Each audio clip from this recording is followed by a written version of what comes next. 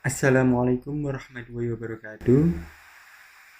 Kami akan menjelaskan materi mengenai e-government. Di sini kami beranggotakan dua orang. Yang pertama ada Fajar Andaru dengan NIM 1804411000009. Anggota yang kedua yakni Yogi Dwi Al-Kurniawan dengan NIM 1804411000059.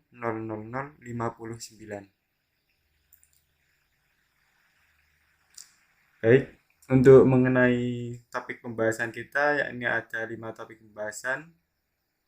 Yang pertama, ada penjelasan mengenai e-government. Yang kedua, implementasi e-government di Indonesia dan dunia. Topik yang ketiga, yakni payung hukum e-government. Topik yang keempat, ada e-participation. Dan yang kelima, ada topik e-demokrasi. Kita lanjut mengenai penjelasan yang pertama, yakni penjelasan mengenai e-government. Apa itu e-government? E-government adalah sebuah penggunaan teknologi informasi oleh pemerintah untuk memberikan informasi dan pelayanan bagi warganya dalam urusan bisnis serta hal-hal lainnya berkenaan dengan pemerintahan. E-government berdasarkan perspektif bahwa rakyat adalah sebagai pelanggan dalam pelayanan publik dan pemerintah sebagai fungsi eksekutif yang bertanggung jawab untuk meningkatkan mutu sistem pelayanan dan keterbukaan dalam penyebaran informasi penting demi meningkatkan legitimasi pemerintah. Selanjutnya ada model pada e-government. Di sini ada 4 model. Yang pertama, government to citizen, yakni pelayanan publik oleh pemerintah ke masyarakat dengan menggunakan TI atau IT. Contohnya yakni layanan pemerintah mengenai pajak online, layanan kesehatan, dan lain-lain. Model yang kedua yakni ada government to employee, yakni pelayanan oleh pemerintah kepada pegawai atau karyawan suatu perusahaan. Contohnya ini ada BPJS Ketenagakerjaan. Model yang ketiga yakni ada government to business, yakni pemerintah kepada pelaku bisnis agar tercipta kondisi lingkungan bisnis yang kondusif, aman, dan nyaman dalam menjalankan bisnis mereka. Contohnya ada pajak perseroan, hak paten merek dagang, dan izin usaha. Lalu yang keempat, model e-government yakni government to government, yang merupakan komunikasi dan pertukaran data informasi dari departemen atau lembaga pemerintahan satu sama lainnya.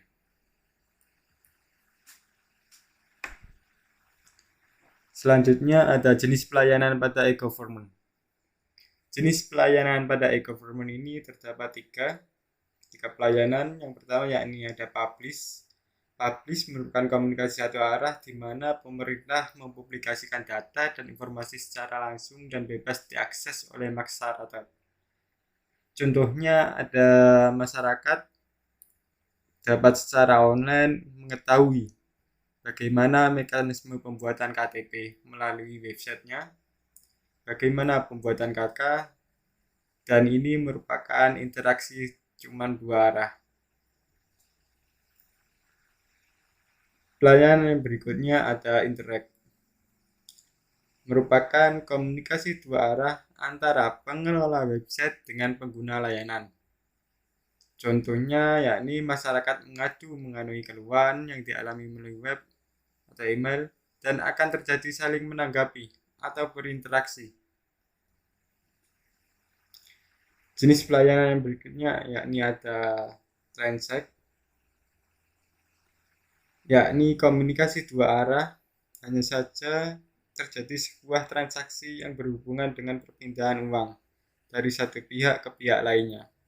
Contohnya yakni pelayanan pada masyarakat mengenai pembayaran pajak secara online.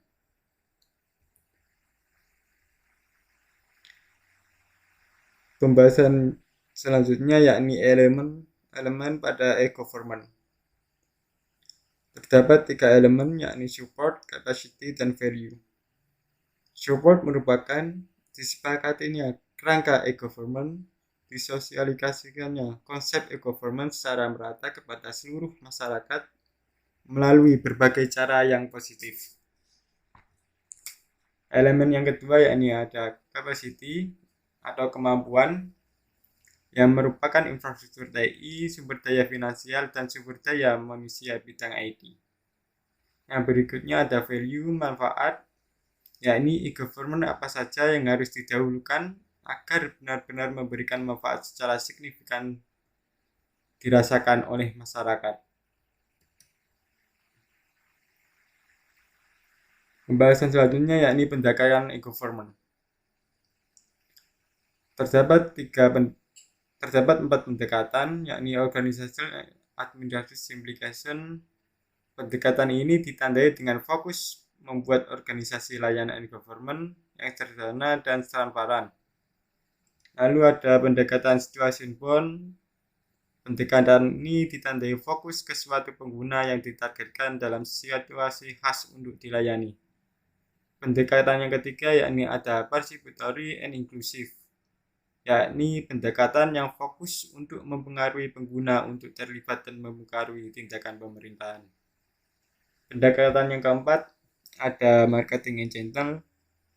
Marketing and channel ini merupakan pendekatan yang berfokus pada layanan e-government pada pemasaran dan keuntungan.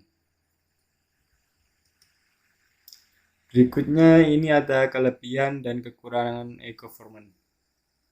Untuk kelebihannya yakni pelayanannya bisa melakukan servis selama 24 jam, meningkatkan interaksi, efisiensi, dan interaksi, mengurangi tingkat korupsi dalam pemberian layanan publik, dan mengurangi biaya administrasi. Sedangkan untuk kekurangannya yakni ada SDM IT masih kurang maksimal. Ada budaya berbagai informasi dalam pemerintahan masih jarang. Budaya mendokumentasikan belum lazim dilakukan oleh aparat pemerintah dan masih mahalnya dalam membangun infrastruktur online. Kita membahas topik pembahasan yang kedua yakni implementasi e-government di Indonesia dan dunia.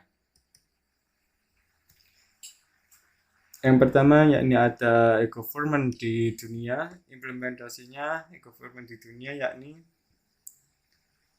solusi e-government tersebut rupanya mendapat sambutan hangat dari berbagai pemerintah dunia. Terbukti, serangkaian pemerintah di negara maju dan berkembang secara mengimplementasikan CSP. Solusi tersebut sukses membantu pemerintah meningkatkan efisiensi dan aktivitas proses pemerintahan mereka. Di antara pemerintah yang sudah mengimplementasikan CSP adalah pemerintah Kota Alter, Belgia. Kota Alter ini memiliki penduduk sekitar 20.000 jiwa dan terletak di sebelah utara Brussels, ibu kota Belgia.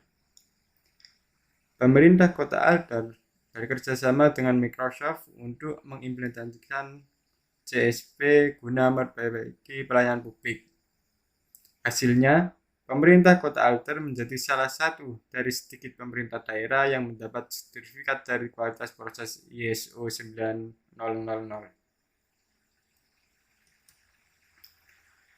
Pemerintah Kota Alter ini terus mengembangkan dan meningkatkan kualitas pelayanan publik dengan teknologi CSP. Lalu masih di Belgia, pemerintah daerah lain yang memanfaatkan teknologi Microsoft untuk e-government adalah pemerintah Kota Waterloo. Kota itu terkenal oleh pertempuran bersejarah yang terjadi di sana. Kini, Kota Waterloo memanfaatkan teknologi Microsoft untuk membangun komunitas digital. Pemerintah Kota Waterloo bekerja dengan Microsoft untuk menyuguhkan pelayanan email sehingga penduduk bisa memiliki alamat email yang memiliki identitas unik Waterloo. Penduduk Waterloo juga bisa berkonsultasi dengan pejabat pemerintah kota melalui layanan Instant Messenger (MSN Messenger). Lalu di Inggris ini pemerintah kota London memanfaatkan teknologi Microsoft untuk meningkatkan kepuasan penduduk dalam menikmati layanan publik. Pemerintah Kota London membangun kontak center yang berbasis teknologi Microsoft CRM. Kontak center ini mampu pula membantu staf pemerintahan Kota London memperbaiki kualitas pelayanan kepada penduduk London. Lalu implementasi e-government di dunia ada di Portugal. Di Portugal ini Microsoft bekerja sama dengan pemerintah kota Porto yang menjadi kota kedua di Portugal setelah Lisbon, ibu kota Portugal. Porto adalah sebuah kota modern dengan teknologi eksekutif portal di Microsoft. Para pejabat pemerintah kota kini mampu meninggalkan kertas. Selanjutnya ada pemerintah kota Porto kini bahkan sudah sepenuhnya menggunakan teknologi informasi untuk membuat kebijakan mulai rapat hingga mengumumkan kebijakan itu kepada publik. Masih di Eropa ada pemerintah kota Zurich di Swiss bekerja sama dengan Microsoft untuk mengutamakan infrastruktur teknologi informasi pemerintah yang berisi sekitar 15.000 komputer yang tersebar di 60 kantor pemerintahan. Memanfaatkan komputer-komputer itu digunakan dengan instalasi sistem operasi Microsoft Windows Vista dan aplikasi produktif Office 2007. Hasilnya, para pegawai pemerintah kota Zurich ini menjadi lebih produktif, efisien, dan dalam menjalankan tugas. Di Swedia, Microsoft membantu pemerintah daerah Västra Götalandsregionen untuk melakukan konsolidasi infrastruktur teknologi informasi di 7 Departemen Teknologi Informasi yang terpisah.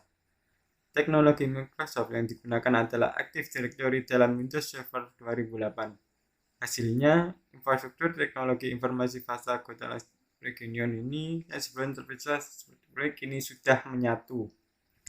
Selanjutnya ada di Belanda, Microsoft membantu kota Deventer untuk menjadi pemerintah kota yang memberikan pelayanan publik terbaik di antara pemerintah-pemerintah daerah di Belanda.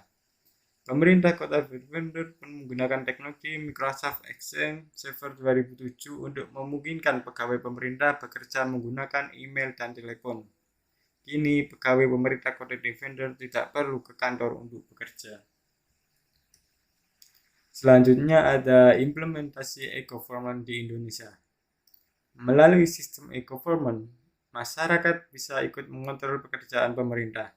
Bentuk-bentuk dari penggunaan e-government adalah ada e-budgeting, e-procurement, e-audit, e-katalog, e-payment, e-control, bahkan hingga e-health. Implementasi pada pemerintah kota Surabaya bahkan sudah menerapkan sistem Surabaya Smart Windows, yaitu sebuah layanan yang membuat masyarakat dapat mengurus perizinan melalui smartphone.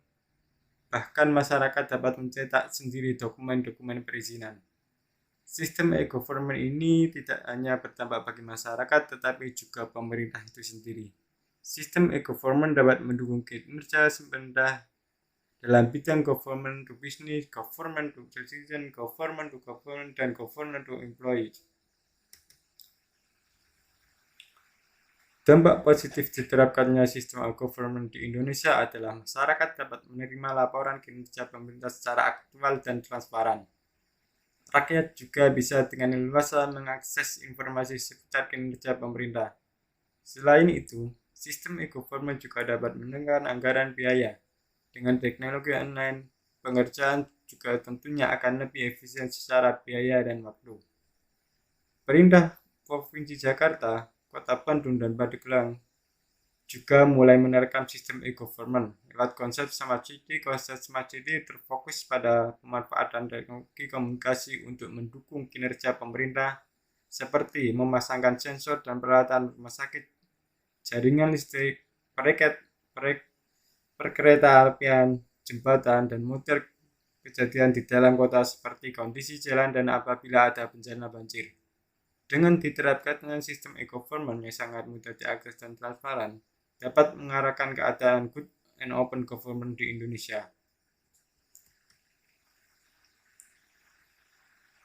Pemerintah sendiri sudah memiliki strategi dalam menerapkan sistem e-government, yaitu mengembangkan sistem pelayanan yang andal dan dapat terjangkau masyarakat luas dengan cara pemerataan jaringan komunikasi yang merata di seluruh wilayah Indonesia. Yang kedua, menata sistem proses kerja pemerintah dan pemerintahan secara holistik dengan cara menjaga SDM yang terbiasa dengan teknologi. Yang ketiga, memanfaatkan teknologi informasi dan komunikasi secara optimal dengan cara memberikan informasi secara lengkap. Yang keempat, meningkatkan peran serta dunia usaha dan mengembangkan industri telekomunikasi dan teknologi informasi. Yang kelima, yakni strategi untuk melaksanakan pengembangan secara sistematik melalui tahapan yang realistik dan terukur, yaitu melalui tahapan persiapan, pematangan, pemantapan, dan pemanfaatan. Cita-cita good and open government di Indonesia hanya bisa terwujud apabila semua lapisan ikut bekerja. Tak hanya pemerintah yang memfasilitasinya lewat e-government dan smart city, namun kita sebagai masyarakat juga harus ikut berpartisipasi, bekerja, dan berperan aktif mendukung cita-cita ini. Tak hanya itu, para pelaku industri dan lembaga pemerintah non-kementerian yang bergerak di bidang riset juga diharapkan dapat bekerja sama untuk mewujudkan cita-cita ini. Sebelumnya, sini saya akan menjelaskan tentang payung hukum e-government. Nah, di mana payung hukum e-government ini didasari oleh Undang-Undang Dasar 1945 Pasal 28F, yang mana tujuan dasarnya yakni pengembangan e-government untuk meningkatkan hubungan pemerintah dan masyarakat melalui informasi tentang proses pemerintahan dan adanya interaksi timbal balik antara masyarakat dan pemerintah. Yang mana hal ini didasari oleh Undang-Undang Dasar 1945 Pasal 28F yang berbunyi, setiap orang berhak untuk berkomunikasi dan memperoleh informasi untuk mengembangkan pribadi dan lingkungannya, serta berhak untuk mencari, memperoleh, memiliki, menyimpan, mengolah, dan menyampaikan informasi dengan menggunakan segala jenis saluran yang tersedia.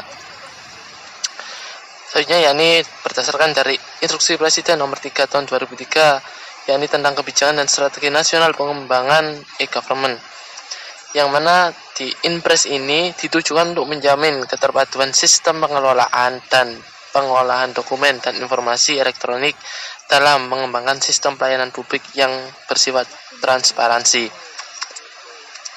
Nah, untuk peraturan penerapan e-government tingkat daerah, yakni ada beberapa peraturan antara lain Undang-Undang Dasar Republik Indonesia Nomor 22 Tahun 1999 tentang Pemerintahan Daerah. Yang kedua, yakni Undang-Undang Republik Indonesia Nomor 25 Tahun 1999 tentang Perimbangan Keuangan antara pemerintah pusat dan daerah. Yang ketiga, yakni Undang-Undang Republik Indonesia Nomor 36 Tahun 1999 tentang Telekomunikasi. Yang terakhir, yakni Peraturan Pemerintah Republik Indonesia Nomor 25 Tahun 2000 tentang Kewenangan Provinsi sebagai daerah otonom. Yang keempat, akan kita bahas tentang e-participation. Nah, e-participation ini memiliki arti, yakni bentuk keikutsertaan warga negara di dalam proses demokratisasi yang dilakukan secara elektronik, di mana dukungan teknologi informasi sangat diperlukan sebagai alat penting. Yang mana menurut PBB di dalam situs resminya dinyatakan bahwa e-participation adalah keterikatan masyarakat dan keterlibatan dalam penataan melalui pemanfaatan teknologi informasi dan telekomunikasi. Nah, salah satu menurut Saibo, Ross, dan Flack 2008, yakni e-participation dalam perspektif pengambilan keputusan dengan memanfaatkan TIK dapat diketahui dari hasil studi. Nah, untuk manfaat e-participation antara lain yakni menekankan pada aspek kepercayaan antara pemerintah dan warganya, akan memberikan dampak positif terhadap peningkatan manajemen antar warga dan pemerintah, kualitas sosial warga, kegembiraan warga karena merasa turut terlibat dalam pengambilan keputusan, serta tingkat penilaian transparansi kepada pemerintah yang baik. Yang terakhir yakni e-demokrasi.